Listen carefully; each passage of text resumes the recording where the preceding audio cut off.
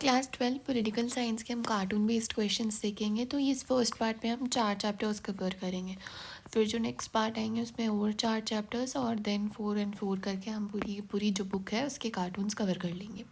सो ये जो first cartoon है इसके अंदर हमें क्या दिखाया गया है, हमें मतलब ऐसे देखते हैं एक बार तो हमें ऐसे देखने को मिलता है कि यहाँ पे कुछ स्टार्स है या शिप है एंड या आइसबर्ग्स है।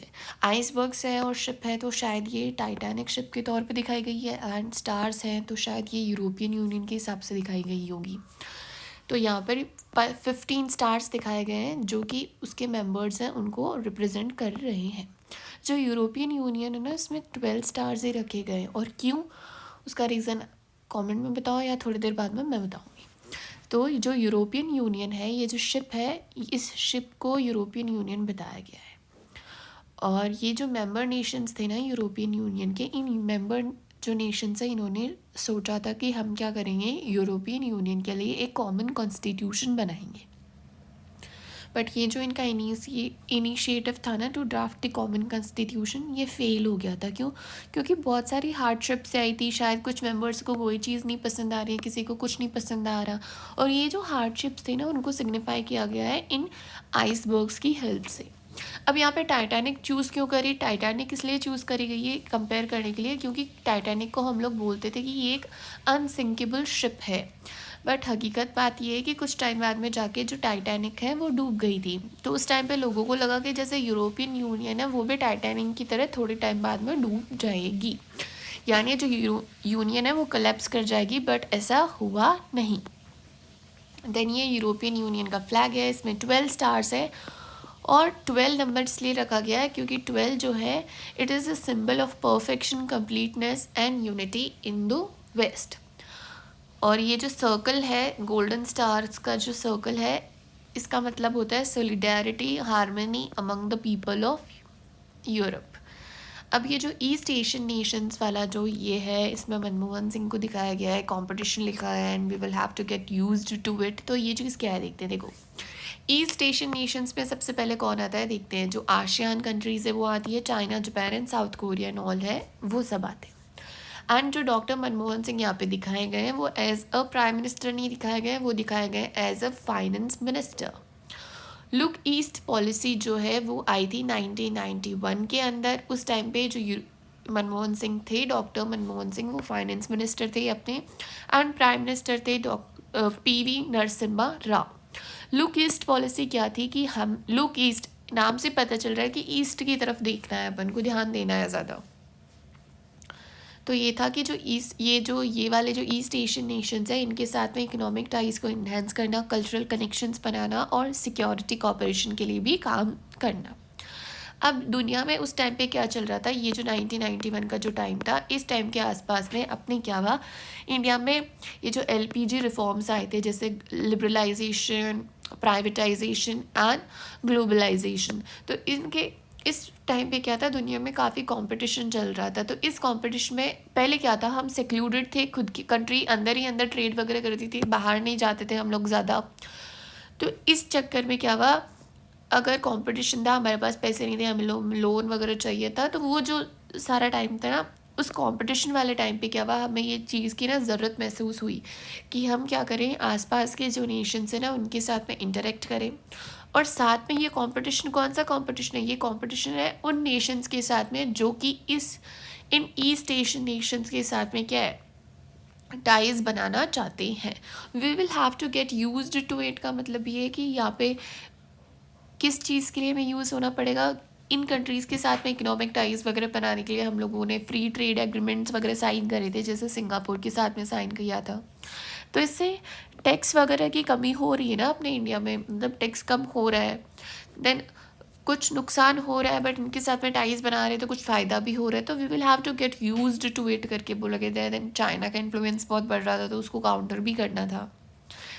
देन 2014 के अंदर ये जो लुक ईस्ट पॉलिसी थी, इसका नाम एक्ट ईस्ट पॉलिसी रख दिया गया था अंडर नरेंद्र मोदी। इस कार्टून के हमें दिखाई दी है ये एक बड़ी सी वॉल एंड ये ड्रैगन का चेहरा है, और यहाँ पे एक छोटा सा आदमी है जो इसे रोकने की कोशिश कर रहा है। ये वॉल कौन सी है, the great wall of China. Dragon क्या है, ये ड्रैगन चाइना में कल्चरली इंपॉर्टेंट होता है, इसका कल्चरल सिग्निफिकेंस होता है चाइना के लिए। अब जो चाइना की इकोनॉमी थी ना, पहले कम्युनिस्ट इकोनॉमी हुआ करती थी, बट उन्होंने ट्रांसफॉर्म करके कैपिटलिस्ट में कन्वर्ट किया खुद को। देन ये जो कैपिटलिस्ट इकोनॉमी में जब कन्वर्ट हुए, उसके बाद में जो चाइना की इकोनॉमी है ना, वो बहुत तेज़ी से ग्रो हो रही है। It is growing so rapidly कि ऐसा अनुमान लगाया जा रहा है that it would surpass USA in 2040। और ये जो छोटा सा है, ये कौन है? ये यूएसए है जो इसको रोकने की कोशिश कर रहा है, लेकिन ये बहुत तेज़ गति से आगे बढ़ रही है। इस कार्टून में हमें दो चीज़ें दिखाई दी है, देन एंड नाउ। देन यानी पहले और अभी। तो पहले में कौन है? ये यहाँ पे क्या दिखाई गया? माओज लिटिल रेड बुक। अब ये रेड बुक क्या है और माओ कौन है? देखो, जो माओ जेडोंग थे वो चाइना में कम्युनिज्म लेके आए थे। तो और उनकी ये जो रेड बुक है, इस रेड बुक में क्या है, इन्होंने अपनी ये जो माओ जेडोंग है, इन्होंने अपनी टीचिंग्स और कोट्स वगैरह, वो कम्युनिज्म के बारे में क्या सोचते हैं, कैसे बढ़ाना चाहिए, कैसे अच्छा करना चाहिए, वो सब चीज़ें लिख रखी थी। तो ये जो रेड बुक है ना, ये बुक क्या हुआ, इनकी ये जो टीचिंग है, ये छोटी सी रेड कलर की बुक में प्रिंट हुआ कर, मतलब इसका कवर रेड कलर का हुआ करता था, तो इसको माओज लिटिल रेड बुक बोलते हैं। और ये कम्युनिज्म को सिग्निफाई करती है। एंड इनके जो कपड़े हैं वो हम देखें तो कम्युनिस्ट टाइप के कपड़े हैं, लाइक थोड़ा मिलिट्री टाइप के हैं। देन ये स्टार्स वगैरह, स्टार है, तो ये थोड़ा कम्युनिज्म टाइप का है। देन अभी देखते तो यहाँ पे whose capitalist red power tie, यहाँ पे बुक नहीं है, यहाँ पे टाई है, और उन्होंने वेस्टर्न सूट पहन रखा है। तो ये क्या सिग्निफाइज कर रहा है? बिजनेस को। तो हुज रेड टाई, ये क्या दिखाने की कोशिश कर रही है? Significant shift toward the capitalism. पहले क्या था? Communism. And it represents the business attire, मतलब इसको एम्ब्रेस करके, कैपिटलिस्ट जो आइडियोलॉजी है उसको एम्ब्रेस करके, उसको लाके, अब उसको अपना के उन्होंने क्या किया है? ग्लोबल मार्केट के साथ में भी इंटीग्रेशन किया है। ये दो चीज़ देखने को हमें मिलती है। कौन सी? एक तो उन्होंने कैपिटलिज्म की आइडियोलॉजी उसको अपनाया, दूसरा integration in the global market. अब यहाँ पे बताया गया है इकोनॉमिक ट्रांसफॉर्मेशन। इस पूरा जो कार्टून है इसका सार ये कि इसमें बताया गया है कि कैसे इकोनॉमिक ट्रांसफॉर्मेशन हुआ है कम्युनिस्ट इकोनॉमी से मार्केट ओरिएंटेड कैपिटलिस्ट इकोनॉमी के अंदर। अब बाइसिकल दिखाई गई है, देन यहाँ पे कम्युनिज्म रिलेटेड सिंबल्स दिखाए गए हैं, एंड कैपिटलिज्म रिलेटेड जो सिंबल्स हैं ये दिखाए गए, और यहाँ पे डुअलिटी की बात करी गई है। साइकिल इसलिए दिखाई गई है क्योंकि China is the largest user of bicycle. Now economic transformation हुआ था कम्युनिस्ट चाइना का कब? 1978 के अंदर रिफॉर्म्स आए थे। उन रिफॉर्म्स से पहले क्या था? चाइना की जो इकोनॉमी थी ना वो कम्युनिस्ट थी, एंड उसके बाद में वो कैपिटलिस्ट हो गई। एंड जब ये कन्वर्जन हुआ तब चाइना को कोई भी शॉक थेरेपी नहीं लगी थी। क्यों?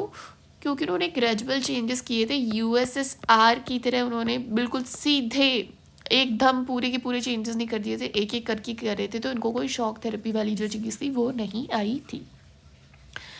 पहले ये फॉरेन ट्रेड और इन्वेस्टमेंट वगैरह, फॉरेन इन्वेस्टमेंट वगैरह उनको ये रिस्ट्रिक्ट किया करते थे, बट बाद में 1978 के इन्होंने ये सारी चीज़ें अपना ली थी। अब फॉरेन ट्रेड भी होने लग गई, फॉरेन कंट्रीज़ के अंदर भी इन्वेस्टमेंट होने लग गया, और अपनी कंट्री के अंदर भी ये लोग इन्वेस्ट करवाने लग गए थे। एंड चाइना लार्जेस्ट यूज़र है बाइसिकल का। तो बाइसिकल का जो फर्स्ट व्हील है उसके अंदर ये दिखाया गया है कौन? सिकल, हैमर, और ये भी रेड कलर के अंदर। तो ये जो चीज़ थी ना, ये माओ ने ऑप्ट करी थी।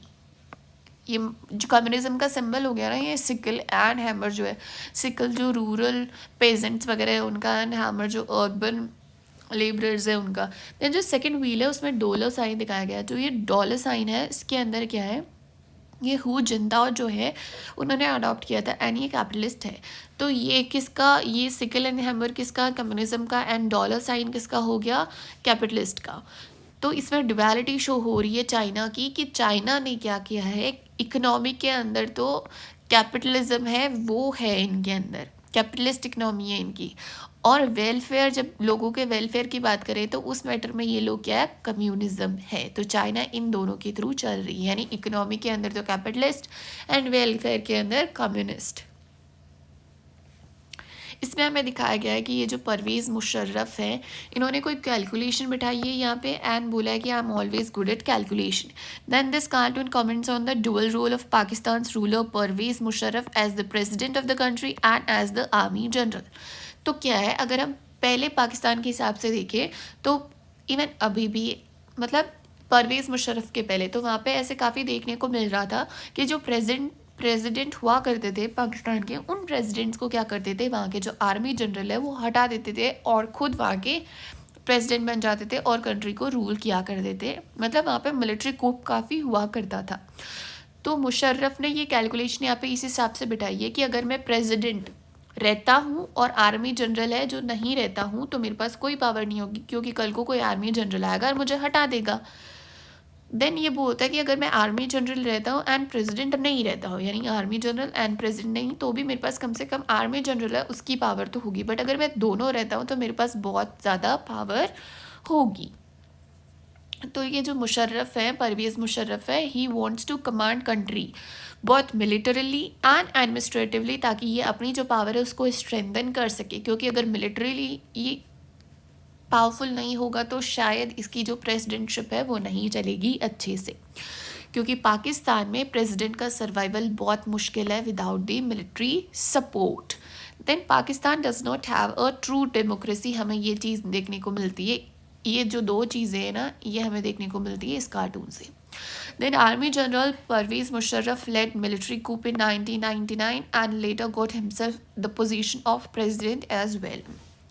यहाँ पे हमें ये देखने को मिलता है कि एक इंसान है जो बैलेंस कर रहा है एक रूप के अंदर, और लकड़ी के एक साइड में बैठा है लायन एंड एक साइड में टाइगर।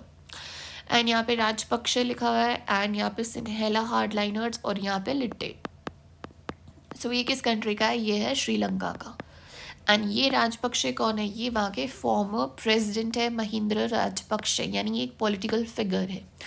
अब सिन्हेला हार्डलाइनर्स मेजॉरिटी के अंदर है उस कंट्री के अंदर, एंड जो ये लिट्टे हैं ये तमिल्स की एसोसिएशन है, तो ये बहुत ज़्यादा माइनॉरिटी में। और ये दो एथनिक ग्रुप है जिनके बीच में कॉन्फ्लिक्ट्स होते रहते हैं, तो ये जो है ये बैलेंस करने की कोशिश कर रहे हैं। देखो जो लिट्टे है उसकी फुल फॉर्म है liberation tigers of Tamil Eelam. देखो श्रीलंका में ओरिजिनली तमिल्स नहीं हुआ करते थे, बट वहाँ पे क्या हुआ, जब ब्रिटिशर्स आए तो जो इंडियन तमिल्स थे वो उधर माइग्रेट होने लग गए थे। एंड जब दोनों कंट्री इंडिपेंडेंट हो गई थी तब भी कुछ माइग्रेट हुए थे, बट सिंस वहाँ के जो मेजॉरिटी है वो सिन्हलीज हैं, तो वहाँ के जो सरकार वगैरह है वो उनके ऊपर ज़्यादा ध्यान देती है, इनको नेग्लेक्ट वगैरह करती है। तो इन्होंने अपना एक मिलिटेंट ग्रुप बनाया जो था liberation tigers of Tamil Eelam, और ये चाहते थे कि इनको एक सेपरेट कंट्री मिल जाए वहाँ के जो तमिल्स हैं उनको एक तमिल एलम के नाम से। और इनके फ्लैग में टाइगर हुआ करता था, इसलिए ये टाइगर से सिम्बलाइज हो रहे हैं।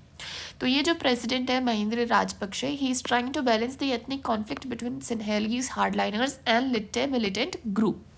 और ये जो आर्म कॉन्फ्लिक्ट है ये ख़त्म हो गया था कब? जब लिट्टे ख़त्म हो गया था 2001 के अंदर। नाउ यहाँ पे दिखाया गया है ये डॉक्टर मनमोहन सिंह है, एंड ये जो मिलिट्री जनरल है पाकिस्तान के वो, एंड यहाँ पे जो ये बंकर्स हैं इनकी भूल भुलैया, मतलब मेज ऑफ बंकर, एंड इधर जो डायलॉग टेबल है उसकी जो मेज़ है वो, यानी उनका भूल भुलैया। बट अभी भी कोई भी समाधान नहीं निकला है इस चीज़ का। और यहाँ पे लिखा है कि इंडो पाक रिलेशन से वो प्रोग्रेस हुए एक बंकर की भूल भुलैया से एक मतलब युद्ध से अब वो आपस में बातचीत करने तक इनके जो रिलेशन है वो प्रोग्रेस हुए हैं। तो former prime minister doctor Manmohan Singh and Pakistani army general and president Pervez Musharraf, Indo Pak relations थे वो ऐसे प्रोग्रेस हुए हैं, पर इनका कोई कॉन्क्रीट सोल्यूशन नहीं निकल पा रहा है। क्यों नहीं निकल पा रहा है? बिकॉज कश्मीर का इशू चलता है वहाँ पे, मतलब जैसे ही कंट्री बननी शुरू हुई थी तब से ये इशू चल रहा है। Then terrorism, infiltration, fake currency, water disputes, and ये सारे डिस्प्यूट्स वहाँ पे होते जा रहे हैं। और इन दोनों कंट्री की आपस में हिस्ट्री रही है कि इनके बीच में बहुत सारे वॉर्स हुए हैं, सर्जिकल स्ट्राइक्स वगैरह हुई है, तो ये थोड़ा डिफिकल्ट है कि सभी कॉन्क्रीट सोल्यूशन तक आने का। बट स्टिल इन्होंने क्या किया है, बंकर से लेकर डायलॉग टेबल तक प्रोग्रेस किया है, तो ये चीज़ दिखा रहे हैं। और कुछ वॉर्स हुए थे आपस में, वो है 1965 का, 1917 का जिसमें बांग्लादेश को सेपरेट किया था, 1999 जो कि कागल वॉर था वो। यहाँ पे सार्क समिट की बात करेगी तो हमें पहले जानना है कि सार्क जो है वो क्या है। देन यहाँ पे मालदीव्स, नेपाल, इंडिया, पाकिस्तान, श्रीलंका, भूटान एंड बांग्लादेश को दिखाया गया है। बाकी सब आराम से हैं, बट इंडिया और जो पाकिस्तान है उनकी चेयर काफ़ी अंदर तक है, एकदम बिल्कुल आमने सामने, जैसे एक दूसरे को नौच खाएंगे ये जो दोनों हैं वो लोग। एंड सारे के सारे लोग ये जो डायलॉग टेबल है, जो समिट है, उससे उठ के भागते हुए नज़र आ रहे हैं। तो जो ये South Asian Association for Regional Cooperation SAARC जो है वो क्या है, एक geo political and economic union है 8 साउथ एशियन नेशंस का। इसको फाउंड किया गया था 1985 में, और ये इसका हेड क्वार्टर है वो कहाँ पर है, काठमांडू नेपाल के अंदर। देखो इंडिया और पाकिस्तान में क्या है, एवर गोइंग डिस्प्यूट्स चलते रहते हैं आपस में, तो ये कहीं पे भी जाते हैं शांत नहीं बैठते, आपस में इनके डिस्प्यूट्स चलते रहते हैं वहाँ पे, और एक दूसरे को डायरेक्ट अपोज करते हैं ये। और इनके चक्कर में क्या होता है, कोई भी समिट वगैरह होती है सार्क की, तो वहाँ की जो मीटिंग और जो वहाँ की वर्किंग है ना, वो हैम्पर होती है, वो आराम से हो नहीं पाती। क्यों नहीं हो पाती, बिकॉज इनके डिस्प्यूट्स के चलते ये एक दूसरे को डायरेक्ट अपोज कर रहे होते हैं, और ये चाहते हैं कि पहले इनके जो मैटर्स है ना आपस में, उन मैटर्स का सल्यूशन निकाला जाए, और ये कोऑपरेट नहीं कर रहे होते, तो इसके चक्कर में हो नहीं पाती। तो जो लास्ट सार्क समिट हुई थी वो 18th सार्क समिट थी, वो कब हुई थी, 2014 में काठमांडू के अंदर। देन 19th जो सार्क समिट थी वो होने वाली थी पाकिस्तान इस्लामाबाद के अंदर, बट वो हो नहीं पाई थी बिकॉज इंडिया और कुछ कंट्रीज़ ने उसको अटेंड नहीं किया था। तो लास्ट टाइम कब हुई थी, 2014 में। अब यहाँ पे कि जो साउथ एशियन नेशंस है, जो आसियान है, आसियान जो है वो कंपैरेटिवली सार्क के क्यों ज़्यादा सक्सेसफुल है, बिकॉज वहाँ के जो मेंबर्स हैं वो अपने पर्सनल इश्यूज़ हैं उनको असाइड रख के रेगुलरली कोलैबोरेट करते हैं। अब यहाँ पे दो कार्टून्स है, एक ये एंड एक ये दोनों काफ़ी सिमिलर है। यहाँ पे 3 दिखाए गए, एक तो दोनों में कंफर्म है, 2 जो लोग हैं वो है कि एक तो पाकिस्तान है और एक इंडिया है, एक के अंदर चाइना है, एक के अंदर USA है, वो है। तो इन दोनों में दिखाने की क्या कोशिश करी गई है कि इन दोनों कंट्रीज़ के आपस में कोई तीसरी जो कंट्री है वो आके मीडिएट करने की कोशिश करती है, या कोई भी ऐसे होता है तो एक दूसरे को तकलीफ़ होती है अगर ये एक दूसरे की मतलब किसी दूसरे का साथ देते हैं, तो इस टाइप का। तो यहाँ पे जो है इंडिया और जो चाइना है, इन दोनों के आपस में कुछ रिलेशंस हो रहे हैं, ये कोई इनका कोई डायलॉग चल रहा है। तो ये जो पाकिस्तान है ये बोल रहा है, hey mister who trade commerce economy, why don't you just talk to the core issues with India. तो ये गुस्सा कर रहे हैं कि हे मतलब कि मिस्टर हु, आप ये ट्रेड कॉमर्स इकोनॉमी की क्या बातें कर रहे हो, आप इंडिया के साथ में जो कोर इश्यूज़ है उनके साथ में स्टक क्यों नहीं रह रहे हो, आप ये अपना रिलेशन अच्छा करने की कोशिश क्यों कर रहे हो। तो इस पर ये गुस्सा हो रहा है। तो हमें क्या देखने को मिलता है, देखो 1962 के अंदर इंडिया और चाइना के बीच में वॉर हुई थी, उसके चलते इंडिया और चाइना के रिलेशंस काफ़ी ख़राब हो गए थे। 1971 के अंदर इंडो पाक वॉर हुआ था, एंड उसमें दोनों किसने, USA और चाइना दोनों ने पाकिस्तान को सपोर्ट किया था। पर परवेज़ मुशर्रफ जो आर्मी जनरल एंड प्रेसिडेंट है, वो इस कार्टून में चाइना पे गुस्सा करते हुए नज़र आ रहे हैं कि आप इंडिया के साथ में इतने फ्रेंडली क्यों हो रहे। So why talking on trade commerce economy, just stick to the border issues. मतलब जो कोर इश्यूज़ की बात करी गई है वो दोनों कंट्री के बीच में जो बॉर्डर इश्यूज़ हैं उसके बारे में बात करने को कहा गया है। तो इस कार्टून से हमें पता चलता है कि Pakistan has problems when Indo China relations improves. Second वाले में क्या है, टेनिस खेल रहे हैं, ये बॉल बीच में, बोल रहे हैं ये किसके कोर्ट में जानी है, तो ये इसको इंटरवीन कौन करेगा, ये जो रेफरी है वो, और रेफरी कौन है, ये USA है। और हमें पता कैसे चला है इस कार्टून में, बिकॉज इसकी टोपी US फ्लैग जैसी है। US इन्फ्लुएंस इन साउथ एशियन रीजन के बारे में हमें पता चलता है इसमें, और दोनों कंट्री के साथ में इसके अच्छे रिलेशन है। कौन सी 2 कंट्री, इंडिया एंड पाकिस्तान, और ये इन दोनों के बीच में एज ए मीडिएटर काम कर रहा है। और इन दोनों के बीच में ये लड़ाई का जो मेन रीज़न है वो क्या है, वो है कश्मीर रिलेटेड इश्यूज़ की, कश्मीर किसकी तरफ जाएगा, और ये इससे रिलेटेड कभी भी फाइट करना बंद नहीं करती है, एंड ये इशू इवन UN में भी चला गया है।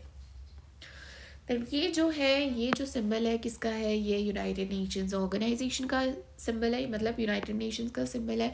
इसमें ये जो वर्ल्ड दिखाया गया है बीच में, एंड साइड में 2 ऑलिव ब्रांचेस है जो सिग्निफाई करती है क्या, वर्ल्ड पीस। ये immediately just after the second world war इसको एस्टेब्लिश किया था 1945 में, और इसका हेडक्वार्टर का है न्यूयॉर्क। इसका ऑब्जेक्टिव क्या है, to prevent international conflict and to facilitate cooperation among the states. मतलब जो इंटरनेशनल कॉन्फ्लिक्ट्स होते हैं, लड़ाई दंगे होते हैं, उनको प्रिवेंट करना, ताकि वर्ल्ड वॉर जैसे सिचुएशन आगे दोबारा कभी नहीं आए, और जो कंट्रीज़ और स्टेट्स हैं वो आपस में हर टाइप के रिलेशंस के लिए कोऑपरेट करें। अब ये जो कार्टून है, इस कार्टून में हमें दिखाया गया है कि 2006 के अंदर क्या हुआ। 2006 में जो इज़राइल है उसने अटैक कर दिया था लेबनान को। तो अटैक क्यों किया था, इज़राइल का कहना था कि ये जो एक मिलिटेंट ग्रुप है हिजबुल्लाह, लेबनान का, उसको कंट्रोल करना बहुत ज़रूरी है, अदरवाइज़ आगे जाके प्रॉब्लम होगी, इसलिए हमने अटैक किया है। बट इस अटैक में, ये जो अटैक के लिए इन्होंने जो बॉम्ब्स वगैरह फेंके थे, उन बॉम्ब्स के चक्कर में क्या हुआ, बहुत सारे सिविलियन लोग मरे थे। क्यों? क्योंकि ये जो बॉम्ब्स थे ना, ये बॉम्ब्स इन्होंने पब्लिक बिल्डिंग और रेजिडेंशियल एरिया के अंदर भी फेंक दिए थे। तो ये एक यूएन वाला जो इशू है वो चीज़ आती है। बट जून में ये चीज़ हुई थी एंड यूएन ने इसके ऊपर रेजोल्यूशन निकाला था अगस्त 2006 के अंदर। और रेजोल्यूशन निकालने के बाद में अक्टूबर 2006 में जाके इसराइल ने अपने जो ट्रूप्स थे उनको विड्रॉ किया था।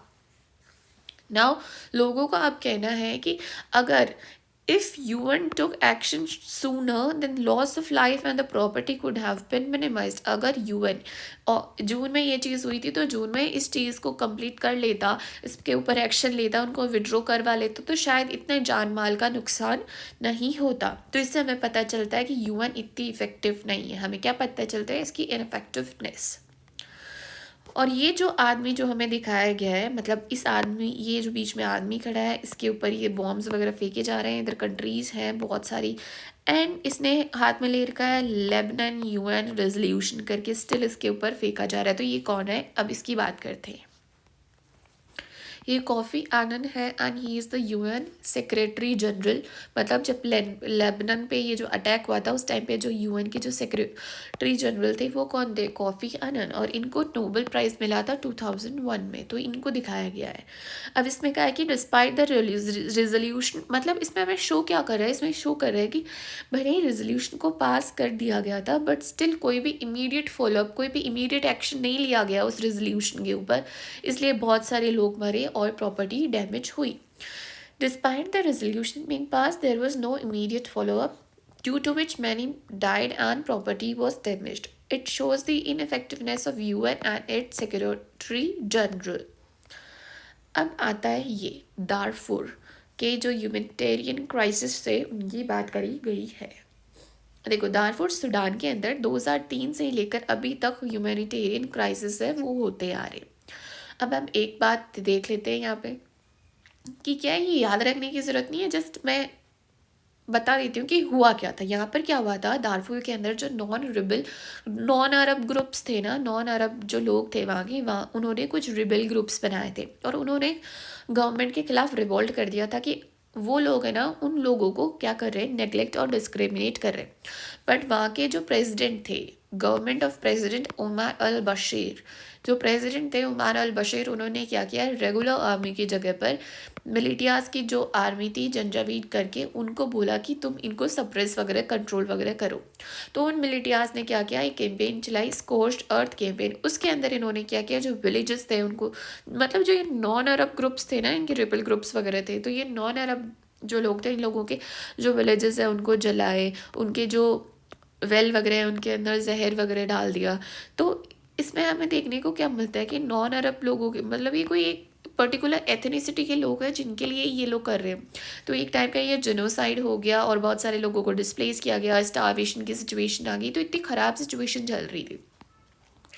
तो जेनोसाइड जैसे सिचुएशन आ गई थी, तो क्या यूएन ने कुछ किया था यहाँ पर? वो देखने को मिलता तो नहीं। यूएन ने सिर्फ बातें करी थी, बातों में इनकी हेल्प करी थी, बाकी उन्होंने इन ग्राउंड कोई भी हेल्प नहीं करी थी। देखो यहाँ पे हमें देखने को मिलता है कि यूएन बोल रहा है कि हम पीस कीपर्स हैं, ये चीज़ बिल्कुल भी अनएक्सेप्टेबल है, ये इंटरनेशनल आउटरीच है, शॉकिंग है, हॉरर है, कभी नहीं होना चाहिए।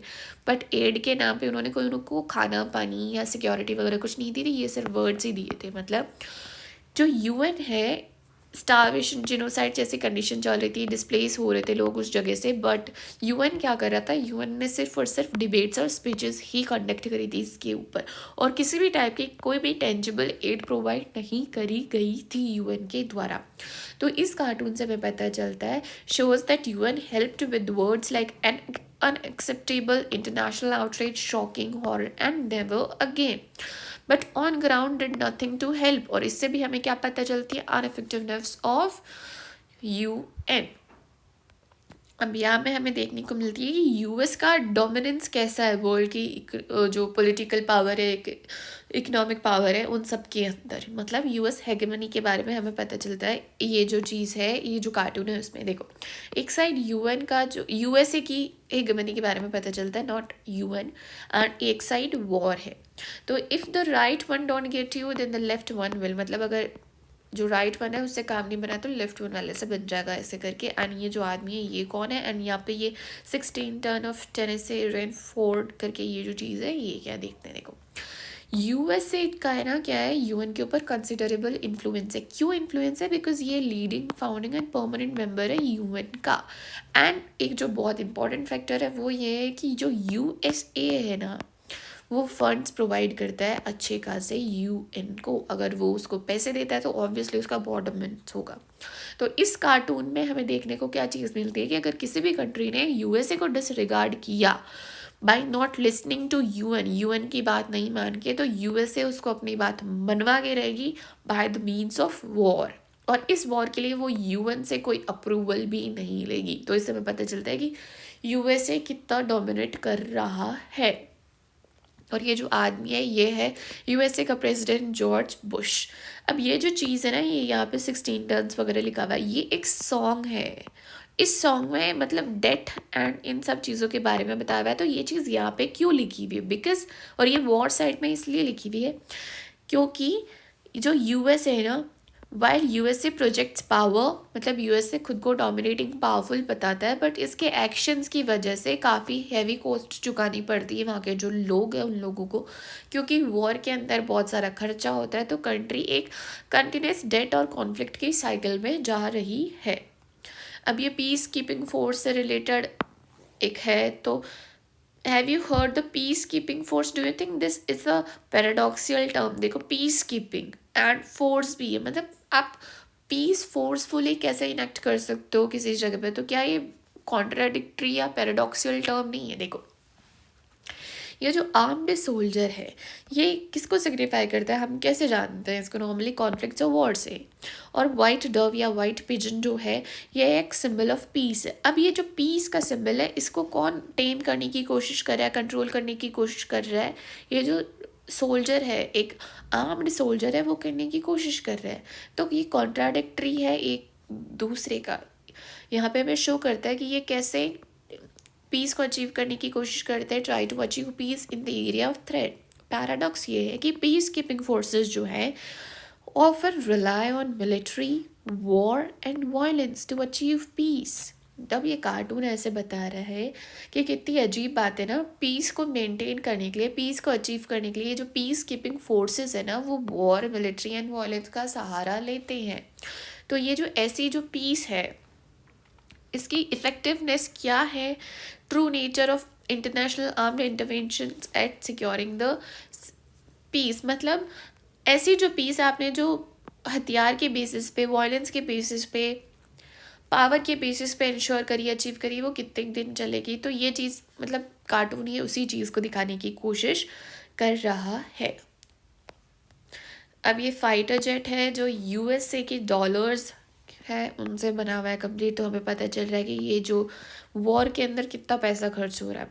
Excessive military spending and prioritisation of defence budget. USA है जो वेपन्स, वॉर और डिफेंस के अंदर बहुत पैसा खर्च करता है। और नॉर्मली इसको पैसा खर्च करना चाहिए education, health care, infrastructure, social programmes वगैरह पर, बट वो इन सबसे ज़्यादा पैसा है वो कहाँ खर्च करता है? वेपन्स, वॉर एंड डिफेंस पे। तो ये चीज़ दिखाने की कोशिश करी गई है। एंड जो दूसरी कंट्रीज़ ये फाइटर जेट्स एंड ऑल खरीदते हैं वो भी कितना पैसा लगाते हैं इस चीज़ के अंदर। देखो यूएसए का डोमिनेंस इस तरीके से शो होता है यहाँ पर कि खुद की ग्लोबल लीडरशिप को मेंटेन करने के लिए यूएसए ना एक फाइनेंशियली ड्रेनिंग एंटरप्राइज चला रहा है। और वो कौन सी है? वो है वॉर। देखो कहीं पे भी वॉर होता है तो लोग ये यूएसए एंड ऑल इन सब से हथियार वगैरह खरीदने की बात करते हैं। एंड कहीं पे वॉर होता है तो यूएसए वहाँ पे जाके इंटरवीन करता है। तो ऑब्वियसली इसको खर्चा तो हो ही रह रहा वेपन्स वगैरह सब चीज़ों का। तो cycle of spending its wealth to build, deploy and very tools to drain its economy. इसके अंदर मतलब इस चीज़ पे आप इतना ध्यान मत देना, ये मैंने सिर्फ एक्सप्लेन करने के लिए, थोड़ा ज़्यादा सीरियस हो जाएगा ये as to the level of class 12, तो इतने पे ध्यान देना है आपको। ओके, नाउ ये जो चीज़ है इसमें दिखाया गया है कि एक न्यूक्लियर पावर का क्लब है, यहाँ पे लोग बैठ के सिगार फूक रहे हैं आराम से, एंड यहाँ पे दो छोटे छोटे लोग आ रहे हैं जैसे कि नॉर्थ कोरिया और ईरान, और ये भी सिगार फूक रहे हैं। फिर ये जो फूक रहे हैं मतलब, तो ये ऐसे देख रहे हैं इनको आराम से, तो ये जो सिगार की जो स्मोक है ये क्या सिग्निफाई कर रही है, ये न्यूक्लियर वेपन सिग्निफाई कर रही है। तो चाइना, फ्रांस, यूएसए वगैरह जो है ये आराम से बैठे हैं अपनी जगह पे, क्यों? क्योंकि ये लोग तो ऑलरेडी न्यूक्लियर वेपन्स हैं इनके पास में तो डेवलप्ड, बट नॉर्थ कोरिया और ईरान ऐसे कंट्रीज हैं जिन्होंने नए नए वेपन्स एंड न्यूक्लियर वेपन्स जिनको डेवलप किया है। Now the smoke from cigar signifies the nuclear weapons, and ये जो इनके एक्सप्रेशन है ना, ये जो आराम से बैठे हैं चाइना, फ्रांस एंड यूएसए वगैरह, इनके एक्सप्रेशन से हमें पता चलता है कि they feel threatened when small countries possesses nuclear power या न्यूक्लियर वेपन्स। कैसे? एक एग्जाम्पल तो ऐसे ही देखने को मिल जाता है कि यूएसए ने इराक को इन्वेड किया था 2003, क्योंकि यूएसए ने सस्पेक्ट किया था, शक हुआ था कि उसको इराक जो है क्या कर रहा है, न्यूक्लियर वेपन को डेवलप कर रहा है। इनके अकॉर्डिंग सिर्फ परमानेंट मेंबर्स है यूएन सिक्योरिटी काउंसिल के, जो 5 परमानेंट मेंबर है कौन कौन से? China, France, USA, Russia and UK. तो उन्हीं के पास में होना चाहिए क्या, न्यूक्लियर वेपन्स, और वही सिर्फ न्यूक्लियर क्लब के पार्ट बन सकते हैं, बाकी स्मॉल कंट्रीज नहीं बन सकती। तो जब स्मॉलर कंट्रीज है उनके पास में न्यूक्लियर पावर वगैरह, न्यूक्लियर स्टेटस आता है, तो उनका क्या रिएक्शन होता है इन पावर्स का? ये पहले तो कंडेम करते हैं कि आपको क्या ज़रूरत थी, आप कर को लड़ाई करोगे, वो करोगे, ऐसे करके, और उनके ऊपर सैक्शंस लगाते हैं कि अगर आपने बंद नहीं किए या इनको ख़त्म नहीं किया तो हम आपके ऊपर इतने टैक्सेस लगाएंगे, ट्रेड नहीं होने देंगे, और किसी भी टाइप का रिलेशन नहीं रखेंगे इस टाइप के, और उनको मना करते हैं कि आगे इस टाइप का नहीं होना चाहिए, जबकि खुद आराम से बना रहे होते हैं। तो क्या बेसिस है कि कुछ कंट्रीज़ है उनको न्यूक्लियर वेपन्स के साथ में ट्रस्ट कर सकते हैं और उसके साथ में ट्रस्ट नहीं कर सकते? इसका आंसर आपको आता होगा अगर आपने NCERT बहुत अच्छे से पढ़ी होगी तो। बट यहाँ पे देखने को मिलता है कि कोई भी ऐसे कोई यूनिवर्सल ट्रस्ट या एथिकल ग्राउंड्स नहीं है। यहाँ पे ये है कि भाई ये जो treaty non nuclear proliferation treaty sign करी थी, तो इससे पहले जिन्होंने बनाया उनकी तो ठीक है, बाकी के नहीं है ठीक। फिर ये सारी है जो ज़्यादा पॉलिटिकली जितनी एडवांस है, जितना उसका पावर है, उसके अकॉर्डिंग वो अपनी बात मनवा लेते हैं। इस कार्टून में हमें देखने को मिलता है कि एक आदमी है, ये वेपन है, एंड ये उसका शॉपिंग कार्ट है, इसमें खाने का वगैरह कुछ सामान रखा हुआ है। इसने जो कपड़े पहन रखे हैं वो फटे पुराने हैं, यानी है अमीर नहीं है, इस पुअर, एंड ये वेपन है। तो क्या इसको वेपन पे ध्यान देना चाहिए instead of hunger, clothing, shelter, education knoll? But ये ध्यान दे रहा है, एंड इसका टाइटल है थर्ड वर्ल्ड आर्म्स।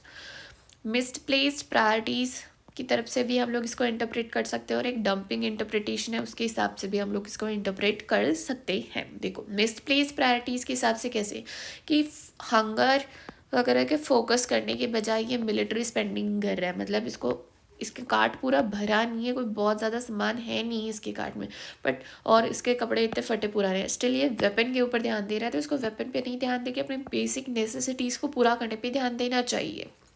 दूसरा है डंपिंग इंटरप्रिटेशन, मतलब जो बड़ी जो फर्स्ट वर्ल्ड कंट्रीज़ है, यानी जो डेवलप्ड कंट्रीज़ है ना, वो क्या करती है, वो आर्म्स ट्रेड करती है ये जो थर्ड वर्ल्ड कंट्रीज़ है इनके साथ में, और वो क्या करती है, खुद उनके जो नए टेक्नोलॉजी वगैरह आती है उसके साथ में ट्रेड नहीं करती है, जो उनकी पुरानी हो जाती है, जो अब उनकी किसी काम की नहीं रही होती है, वो उसके साथ में ट्रेड करके उनको डंप कर देती है जो थर्ड वर्ल्ड कंट्रीज़ है उनके अंदर। थर्ड वर्ल्ड कंट्रीज़ से आप क्या समझते हैं ये मुझे बताना। देन फर्स्ट वर्ल्ड कंट्रीज़ है, दे जनरेट मैसिव, मतलब इससे हमें पता क्या चलता है, amounts of military waste and upgrade their technology, और फिर इसको सेल कर देते हैं थर्ड वर्ल्ड कंट्रीज़ को। जो थर्ड वर्ल्ड कंट्रीज़ है ना वो पुअर होती है और क्या करती है, divert their financial resources to these weapons instead of basic needs like food, clothing and education. अब ये जो कार्टून है इसमें हमें डेथ देखने को मिल रही है यहाँ पे, एंड इसके ऊपर टेरर लिखा है, इसके पास में बैग है, तो death is trying to act like passenger. और ये पैसेंजर कौन है, ये पैसेंजर एक टेररिस्ट है जो कि नेक्स्ट ट्रेन का वेट कर रहा है। और यहाँ पे इंफॉर्मेशन मिल रही है ट्रेन की, तो यहाँ पे हमें पता चल रहा है जो टेररिस्ट अटैक जो कि ट्रेन पे हुए थे, और ये ऐसे फिक्शनली नहीं लिखे हुए, ये रियल लाइफ रेफरेंसेस है टेरर एक्टिविटीज़ के जो कि ट्रेन्स में हुई थी। जैसे कि मैड्रिड में हुई थी 2004 में, लंदन में 2005 में, मुंबई में 2006 के अंदर, जिसमें काफ़ी लोगों को जान गंवानी पड़ी थी। तो टेररिज्म क्या है? Is a global recurring and unpredictable threat. देखो ग्लोबल यानी हर जगह पे हो रही है, इसमें देखने को मिल रहा है मैड्रिड, लंदन, मुंबई और हर जगह पे, और रीअकरिंग बार बार हो रही है। एक पहले तो हर जगह पे हो रही है, देन यहाँ पे हो गई, तो ऐसा नहीं कि कहीं पे होगी नहीं, एक बार होगी तो फिर हो रही है, फिर हो रही है। एंड नेक्स्ट कौन सी जगह हो ये भी नहीं पता, तो अनप्रिडिक्टेबल थ्रेट है ये कौन से पब्लिक ट्रांसपोर्टेशन के लिए। Terrorism is an ever present silent threat that can strike anyone anywhere at any time. इस पे वापस वही जो प्लेन था ना, जो यूएस डॉलर बिल्स से भरा हुआ था, सेम वही की वही चीज़ है ना जो है इसके अंदर है। देखो इसमें क्या है, ये जो डिपार्टमेंट ऑफ पीस है ना, उसके लिए कुछ ये बिल्स वगैरह पास करे गए थे, एंड इसके लिए क्या चाहिए, इसके लिए बजट चाहिए। अब इसके बजट के लिए ये जो लोग हैं यूएसए के, ये क्या मांग रहे हैं? ये मांग रहे हैं सिर्फ कुछ फ्यू मिलियन डॉलर्स। बट ये जो लोग हैं, जो बड़े बड़े लोग हैं, जो वहाँ के जो लीडर्स हैं, वो क्या करें, बोल रहे कि नहीं हम अफोर्ड नहीं कर सकते ये कुछ few million dollars department of peace के लिए, जबकि खुद क्या करें बिलियंस के अंदर, मतलब ये सिर्फ कुछ मिलियन मांग रहे हैं, ये बिलियंस के अंदर वॉर्स के अंदर खर्च कर रहे हैं, like 300 billion, 100 billion, Afghan war, Iraq war, home and security के लिए, डिफेंस डिपार्टमेंट और इन सब के लिए। एंड यहाँ पे नो एग्जिट लिखा हुआ है। तो क्या US government prioritises funding for war and defence over the initiatives aimed at fostering peace despite the immense cost. मतलब यूएस गवर्नमेंट है वो प्रायोरिटाइज करती है किसको फंड करना, वॉर और जो डिफेंस है उसको, भले ही इनकी कॉस्ट ज़्यादा है ओवर द किसके ऊपर इनको प्रायोरिटाइज करती है, उन इनिशिएटिव्स को जो कि पीस को फोस्टर करने का काम करने वाले हैं। नो एग्जिट से यहाँ पे ये मतलब है कि ये जो कंट्री है ये एवर गोइंग वॉर और मिलिट्री स्पेंडिंग जो है उनकी कंटिन्यूस जो साइकिल है उसमें ट्रैप हो चुकी है, और बाहर जाने का या एस्केप करने का अब कोई रास्ता नहीं बचा है। नाउ द अब ये चीज़ है कि यहाँ पे देखो दो टाइप के डिज़ास्टर्स है, एक तो टेररिज्म वाला और एक है नेचुरल डिज़ास्टर। और ये क्या है, वर्ल्ड है अपना या ग्लोबल सिक्योरिटी है। अब ये टेररिज्म को काउंटर करेगा या नेचुरल डिज़ास्टर के लिए प्रिपेयर करेगा, किसके लिए करे, या आराम से बैलेंस करता हुआ चल रहा है, किसकी तरफ ये ज़्यादा ध्यान दें, इनको बैलेंस करके कैसे चले, ये कितना मुश्किल है, इस चीज़ को यहाँ पे दिखाया गया है। counterbalance these distinct and often unrelated security issues at the same time। देखो पॉलिटिकल और फाइनेंशियल या इकोनॉमिक चैलेंजेस कैसे हैं इन दोनों की तरफ रिसोर्स को एलोकेट करने के लिए, मतलब किसको प्रायोरिटी दें, नेचुरल डिज़ास्टर्स है उनको प्रायोरिटी देंगे, जो टेररिज्म है उसको काउंटर करने के लिए प्रायोरिटी दें। तो पॉलिटिकली और इकोनॉमिक ये चैलेंज है कि हम ज़्यादा प्रायोरिटी किसको दें, किसको ज़्यादा रिसोर्सेज दें, क्या हम काउंटर टेररिज्म के लिए ज़्यादा दें, या डिज़ास्टर प्रिपेयर्डनेस है उसके लिए दें, या क्लाइमेट चेंज मिटिगेशन है उसके लिए हम ज़्यादा दें। तो किसके लिए हम ज़्यादा दें, कैसे बैलेंस करके चले सेम ही टाइम पर, ये एक बहुत बड़ा इशू है। इसको कैसे बैलेंस करें इस चीज़ के बारे में यहाँ पे बात करी गई है। देन यहाँ पे हमें वर्ल्ड दिखाया गया है, वर्ल्ड ने अपनी आंखें बंद कर की है, एक स्लीव्स पे वॉर लिखा है, एक पे टेररिज्म लिखा है, आंखें बंद कर ली बट स्टिल इसके आंसू तो आ रहे हैं। तो ये जो वर्ल्ड है ये है वर्ल्ड या ग्लोबल सिक्योरिटी बोल सकते हैं हम इसको। एंड इसने आंखें बंद कर की है, यानी ये रिफ्यूज़ कर रहा है टू सी फुल रियलिटी, पूरी रियलिटी देखने की, ग्लोबल जो कॉन्फ्लिक्ट्स हैं उनकी क्या रियलिटी है उनको देखने से मना करने के लिए इसने अपनी आंखें बंद कर रखी है। और किसी और ने इसकी आंखें बंद नहीं करी, इसने खुद ने बंद करी है। तो ये क्या है, सेल्फ इम्पोज्ड ब्लाइंडनेस है। पर यहाँ पे जो टीयर्स आंसू तो आ रहे हैं, इसने आंखें बंद कर ली फिर भी आंसू, ये क्या सिग्निफाई कर रहे हैं, ये सिग्निफाई करेंगे भले ही आंखें बंद कर ली, still showing suffering pain issues consequences are still present, कि भले ही तुमने आंखें बंद कर ली बट लोगों को बस वो इशू भी अभी भी प्रेजेंट है, उनका पेन सफरिंग वगैरह भी प्रेजेंट है, और जो तुम ये वॉर और कॉन्फ्लिक्ट वगैरह कर रहे हो इनके जो कॉन्सिक्वेंसेज है ना वो भी अभी भी है, और लोग कितना सफ़र कर रहे हैं। तो इसमें हमें ये देखने को मिलती है कि दुनिया क्या है, जो ग्लोबल सिक्योरिटी की अपनी जो अप्रोच है वो बहुत ज़्यादा मायोपिक है, यानी बहुत ज़्यादा छोटी है। हम छोटे से जो हमें जो सिर्फ दिखाई दे रहा है, हम सिर्फ उसी को क्या कर रहे हैं, एड्रेस कर रहे हैं। We are addressing only the visible threats, जबकि हमको एड्रेस करना क्या चाहिए, हमें एड्रेस करना चाहिए कि ये जो जैसे वॉर है, तो वॉर क्यों हो रहा है, क्या रीज़न है लोगों के बीच में जो कॉन्फ्लिक्ट्स हो रहे हैं उनके, टेररिज्म है तो टेररिज्म क्यों है। अगर हम इनके जो रीजंस हैं उनको हम सॉल्व कर लेते हैं तो क्या वॉर या टेररिज्म होगी, नहीं। बट हम या वॉर रोक रहे हैं और टेररिज्म को काउंटर कर रहे हैं, बट हम जो ये इनके जो पूरे ये ब्रॉड पर्सपेक्टिव है उसको हम नहीं कर रहे हैं। तो myopic in security approach, addressing only the visible threats, ignoring threats like poverty, hunger, resources and scarcity, resource scarcity. तो ये कुछ कार्टून्स हो गए थे, आगे आने वाले हम नेक्स्ट पार्ट में